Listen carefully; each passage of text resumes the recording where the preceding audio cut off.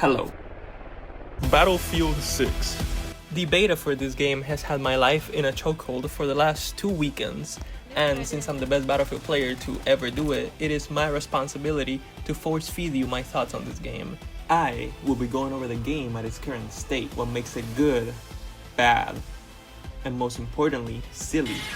And trust me, there is a large amount of silly in this game. So, without further ado, let's begin.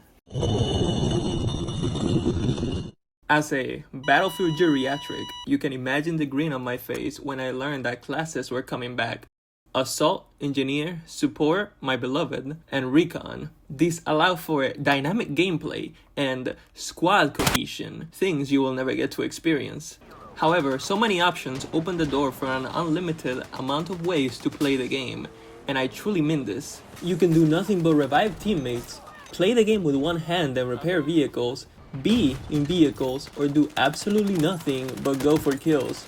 If you do it well enough, you will be getting that post-game best squad all the time. Now, onto vehicle gameplay. We will not be covering helicopters in this segment, as I might as well have 2 left hands when I get in one.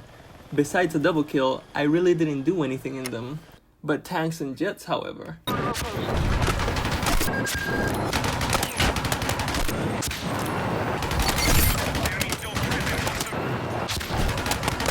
First of all,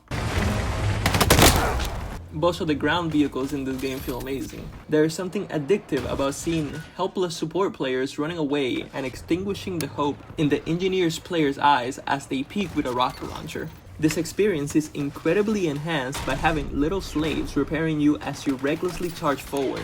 Remember, you are entitled to your engineer's time. They shall not shoot, they shall not heal, they will repair. Next, As in any Battlefield game, the jets play like jets. You fly, you shoot, you kill, you pop flares. But unfortunately, since the engineer has the physical capacity to dual-wield rocket launchers, you will never have enough flares for all the firepower coming your way. I'm running up on these blocks! Running up! Oh my god. The infantry gameplay in this game, whether you like it or not, fully revolves around support players. They will give you ammo, stitch your owies, and necromance you back from death. These players will make or break the fun you have in this game, as we all have experience. Medics are sometimes not the smartest, but when they are good, God they are good.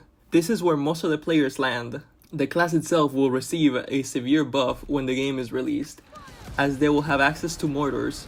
Support will definitely be the class I tier 1 up first. During the beta, many people voiced their meta weapon builds, you know, a staple of the Battlefield series.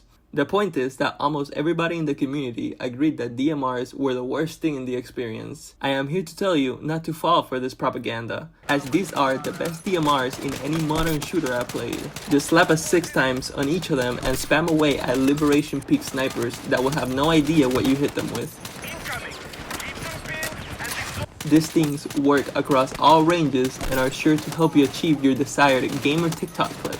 And rejoice, because no matter if DICE decides to go closed or open weapons route, the DMRs are going to be available to all classes regardless. I just realized that I did not write anything about the closed or open weapons anywhere in my script. It will probably be somewhere on the bad, but I already scripted this and it has been 2 weeks since the beta, and I'm not going back. We are done with the good. Now, to the...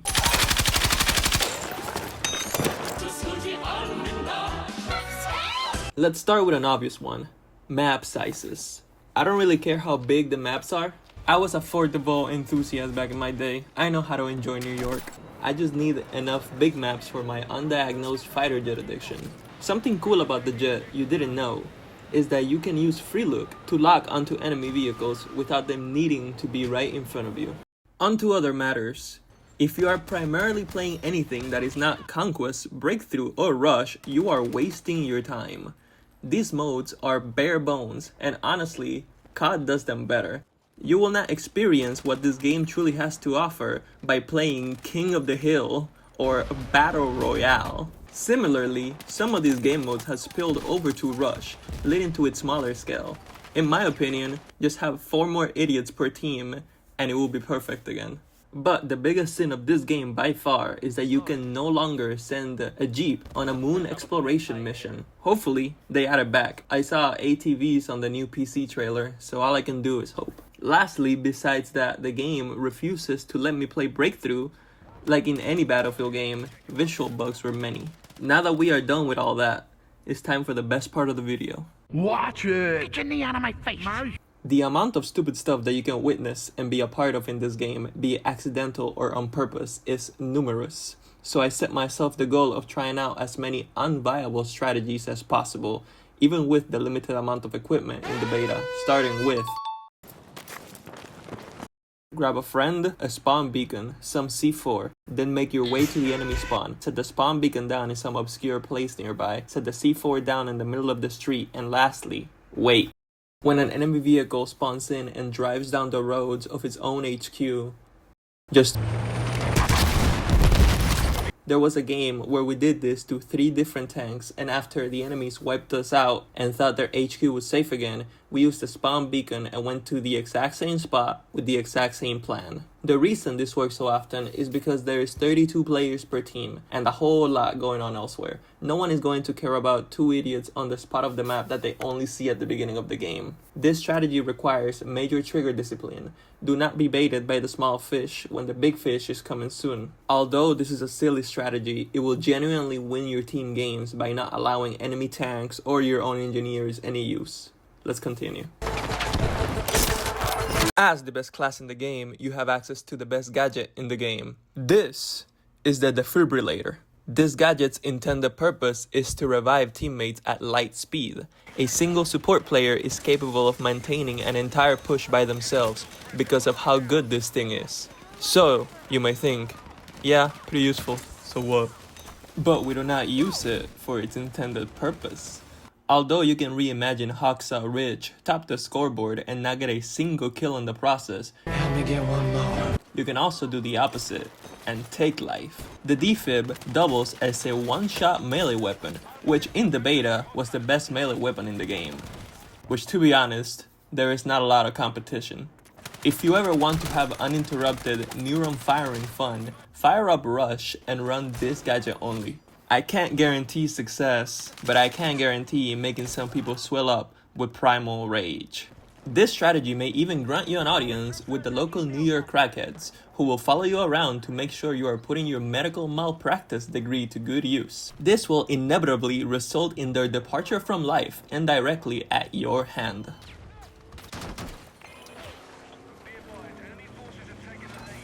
Meep, meep. I know, it's getting repetitive. Oh my god, more stuff to do with C4. Just bear with me here, this is the last one.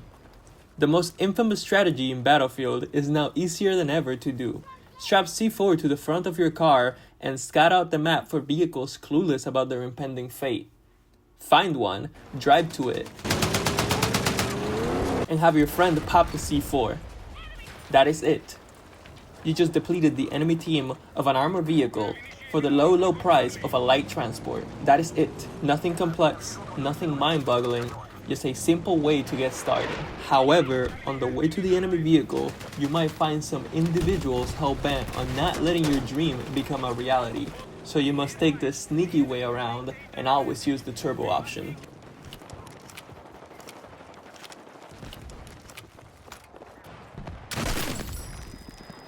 In this particular battlefield, a lot of weapons double as long-range snipers, especially the shotgun. Not only its normal buckshot setting, which is insane, but the slug variant. This thing is an actual beast when it comes to long-range engagements, dealing 75 to the body and instant killing to the head. I sense its potential, however, I might not be the best suited to use it. This weapon will certainly be getting nerfed, all of its aspects, and if not, may some greater power help us. And so, we have reached the end. You know the drill. Like, subscribe, comment your thoughts. Don't be afraid by the small amount of subscribers. It is my first video after all, and I have plenty of ideas for the future. It all starts with you. Overall, I cannot wait until October.